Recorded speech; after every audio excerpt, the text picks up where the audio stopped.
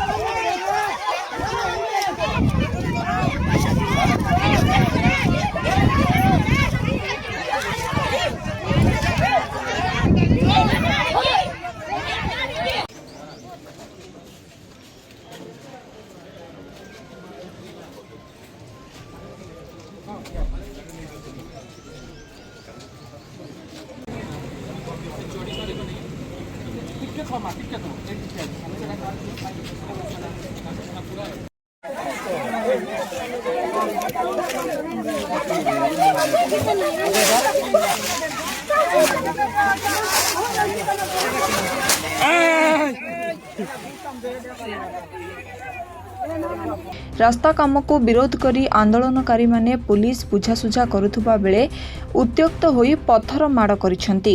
आंदोलनकारी आक्रमण रे रायगड़ा एसडीपीओ गौरहरी साहू, काशीपुर आईआईसी देव मल्लिक, अंड्राकंच आईआईसी समेत 30 रु ऊर्ध्व कांस्टेबल आहत होइछंती।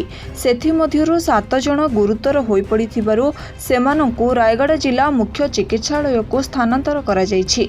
अन्य आहत पुलिस कर्मचारी माने काशीपुर गोष्ठी स्वास्थ्य केन्द्र रे चिकित्सित हेउछंती।